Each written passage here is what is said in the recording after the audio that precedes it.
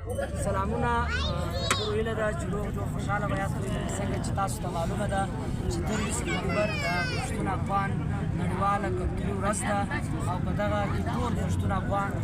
وطن کې چې دی دغه کلتوري ورځ لمانځل کېږي. دا ورځ په عالمي سمینار کې د ملي شهید عثمان خان کاکړ تجویز و چې دغه تجویز باندې اوس ټول پښتون افغان عمل کوي. اوس د پښتونخوا نیشنل عوامي پارټۍ صوبایي ایگزیکټیو محترم کیاس افغان صاحب سره موجود یو. له ده څخه د کلتور په حواله باندې او په پاکستان کې د محکومو د کلتور د لمانځلو څه ګټه ده او دا محکومو ته یا قامي سیاست ته یا ملتپال سیاست ته کومه ګټه ورکوي. او د دغه جوابونه به موږ ته محترم کیاس صاحب راکوي.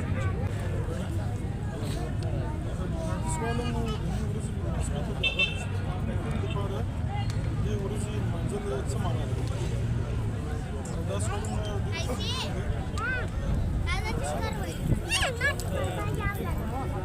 داسې خبره نه کېږي چې دا د یو ورځ لومړۍ تړل ده. د دې څه معنا ده چې د یو ورځ لومړۍ تړې او بیا په ګرده کال یې نه تړې. دغسې بیا په دا ورځ باندې زموږ کوم د ثقافتو د کلتور نورې برخې دي چې دا د یو ورځ څه معنا ده. دا سوال ډېر یعنې توره زموږ دغه د کلتور ورځ لمانځل چې ده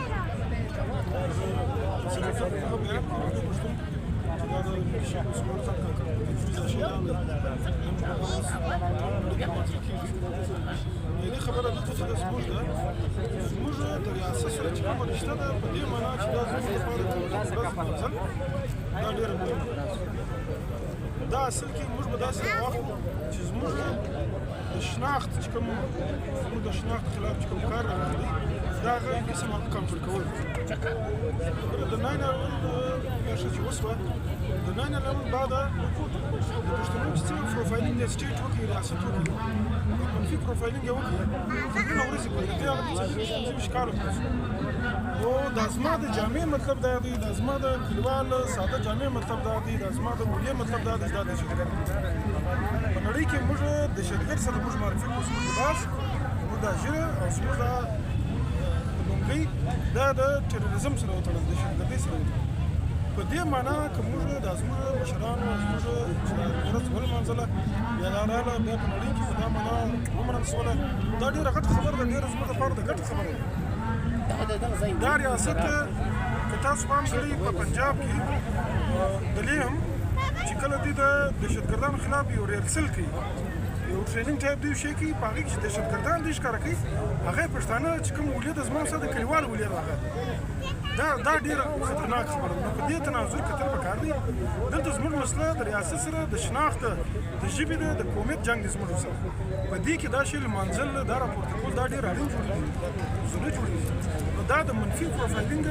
پکار دی چې موږ دا کاونټر کړو په مثبت پروفایلینګ یې وکړو. نو دا ورځ لمانځل په دا ورځ دا لباس کول دا ډېره ګټه لري. نو موږ هم په دې تناظر کې بل ګوره زموږ پر څنګ باندې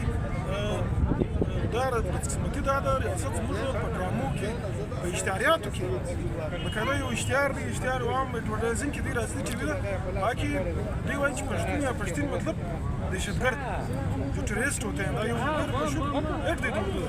نو تر دا چې اول ته پر څنګ باندې ته وګوره دا زموږ پر څنګ انډیا ده دا هغه انډیا چې ده د دې پښتنو مثبت پروفایلینګ کړی یو فلم دی زه دا ملګرو ته وایم تاسو دا فلم وګورئ. دا شاهرخ خان چې دی د دې مین هغه رول ادا کړی دی مای نیم از خان اینډ آی ام ناټ ا ټیرریسټ. اوس ګوره د دې فلم نوم دغه دی یعنې خان I am not a terrorist, but I am not a terrorist. معنا خان پټان یا پښتون معنا دهشتګرد ده. اوس هغه سټیټ لګیا دی مثبت پروفایلینګ کې دا منفي پروفایلینګ کې. نو په دې معنا کې زموږ د ورځ لمانځل چې ده دا د یو ورځ معنا نه ده د دې ګرده کال اثرات وي دا ډېر پراخول نور هم غواړي د موږ څخه په دا ورځ موږ صرف دا شی رامخته کوو دا زموږ ځوانان دا خلکو دې خوا ته متوجه سي. بله د محکوم کام په حیث باندې د برټش استعمار څخه نیولې تر اوسه پورې چې کوم کریکولم نصاب چې کوم قانونیل کریکولم دلته راغلی